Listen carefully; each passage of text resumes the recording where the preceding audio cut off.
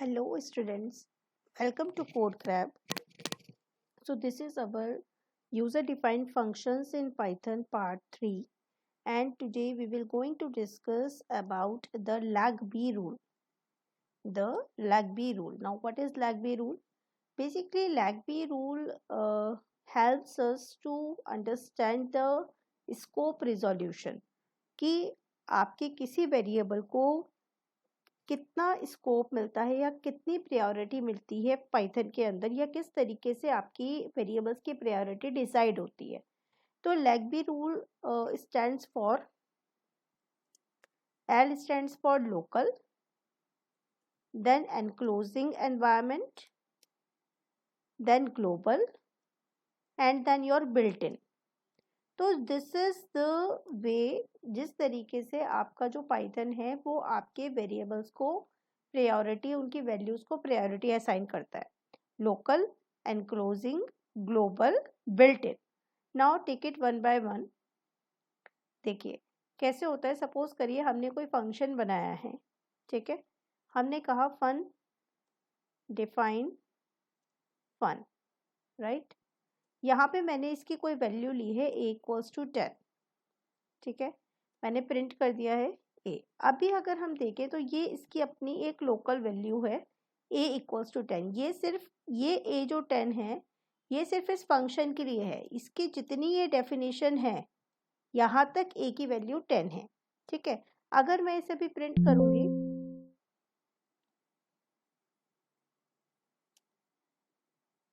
तो ये भी आपको 10 प्रिंट करके दे देगा क्योंकि इसकी अपनी लोकल वैल्यू। अब होता क्या है कि सपोज करो कि यहाँ पे मैंने एक और ए दे दिया है जिसकी वैल्यू 20 है। ये इस समय कैसे ट्रीट हो रहा है? ये आपका ग्लोबल है क्योंकि ये किसी भी फंक्शन का पार्ट नहीं है।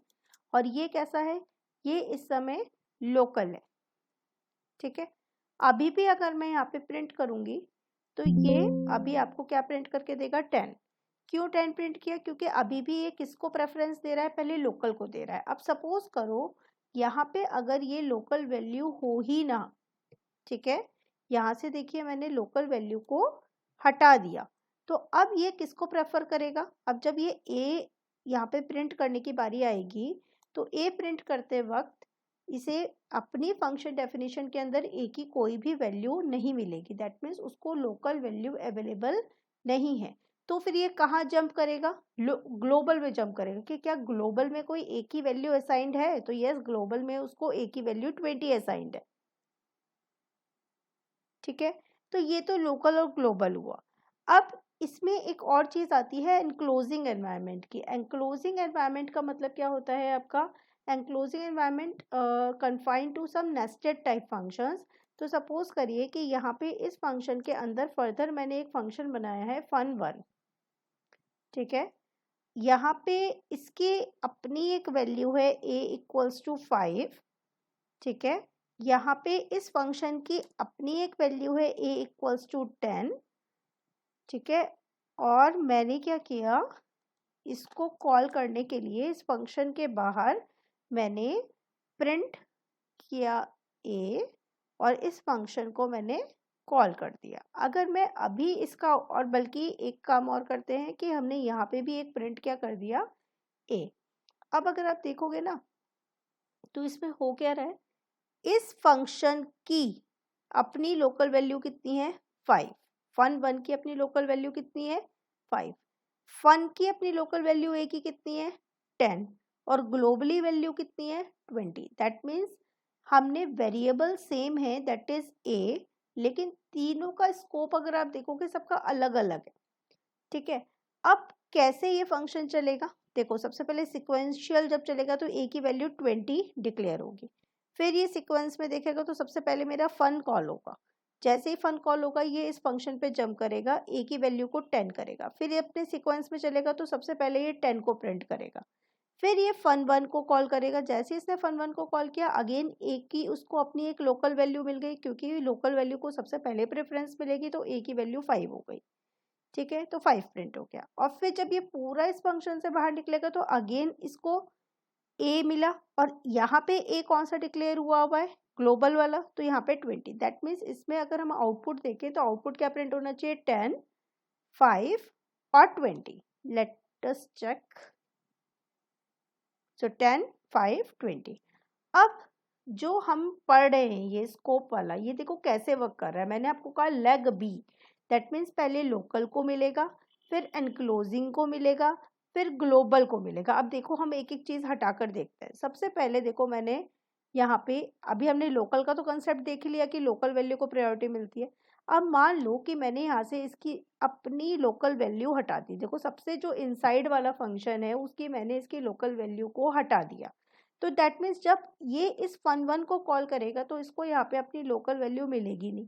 तो ये किसको प्रेफर करेगा? अपने एनक्लोजिंग एनवायरनमेंट में। दैट मीन्स जो इसका पेरेंट फंक्शन है, जो इसका अपना, जो इससे पहले जो हमने फंक्शन डिक्लेयर किया ये इसको प्रायोरिटी देगा। दैट मीन्स ये अब ए की वैल्यू को कितने रखने की कोशिश करेगा? 10 रखने की कोशिश करेगा।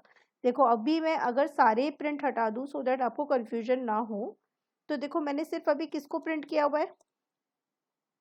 सिर्फ इस वाले ए को प्रिंट किया हुआ है। तो देखो इस ए की वैल्यू को कितनी कौन सी वैल्यू मिलेगी? 10 मिली। दैट मीन्स इसने ये वैल्यू कहाँ से उठाई? अपनी एनक्लोजिंग एनवायरनमेंट से उठाई। और अगर मैं यहाँ से इसका एनक्लोजिंग एनवायरनमेंट भी हटा दूं तो अब ये अपने आप से, अब ना तो इसको अपनी लोकल वैल्यू मिल रही है fun1 को, ना तो लोकल मिल रही है fun1 को, ना उसकी एनक्लोजिंग वैल्यू मिल रही है। तो अब ये किसकी उठाएगा? अपनी ग्लोबल वैल्यू उठाएगा 20। ठीक है, तो अभी आपको क्लियर हो गया होगा कि सबसे पहले लोकल को प्रायोरिटी मिलती है, फिर अपने से अपर फंक्शन को दैट इज एनक्लोजिंग को प्रायोरिटी मिलती है, फिर अगर वहां पर भी वैल्यू अवेलेबल नहीं है तो आपको ग्लोबल की प्रायोरिटी मिलेगी, और ग्लोबल में भी नहीं है तो फिर ऑब्वियसली एरर आएगी। ठीक है, एक और लास्ट में बचता है आपका बिल्ट इन। बिल्ट इन का मतलब क्या होता है? There are some variables which are already defined in Python, जैसे पाई। ठीक है, तो सपोज करो पाई को मुझे यूज करना है। मैंने यहाँ पे कहा फ्रॉम, मेरे को इंपोर्ट करना पड़ेगा क्योंकि फ्रॉम मैथ इंपोर्ट पाई। ठीक है, अब सपोज करो यहाँ पे मैंने पाई को एक वैल्यू दे रखी है, और यहाँ पे भी मैंने पाई को एक वैल्यू दे रखी, पाई को प्रिंट करवा रखा है। ठीक है, अभी देखो एज अ मैंने इवन कि मैंने मैथ में पाई को इंपोर्ट करवा रखा है तो पाई की वैल्यू 3.14 होती है, लेकिन अभी भी ये किसको प्रायोरिटी दे रहा है? अपने, क्योंकि लोकल में मिली नहीं, एनक्लोजिंग में मिली नहीं, तो इसने किसको प्रायोरिटी दी? अपने ग्लोबल को। ठीक है, और अगर मैं यहाँ से ग्लोबल भी हटा दूं तो लास्टली ये प्रायोरिटी किसे देगा? सी, बिल्ट इन को। दैट मीन्स जो बिल्ट इन उसका पाई का वैल्यू है उसने देखो लास्टली में वो प्रिंट की। सो दिस इज द वे, या दिस इज द हिरारिकी, जिस तरीके से वो जो आपके वेरिएबल्स है उनको प्रायोरिटी देता है। That means local, enclosing, global, and then finally the built in. Okay, I hope आप सबको बहुत अच्छे से समझ में आया होगा LEGB rule. So this is our function part 3। अब मैं इसके बाद बनाऊंगी फंक्शन का पार्ट 4। अगर आपको कुछ स्पेशली किसी टॉपिक्स पे वीडियोस चाहिए किसी भी लैंग्वेज में तो please comment, please subscribe, share my channel, like my videos, and keep watching CodeGrab. Thank you so much.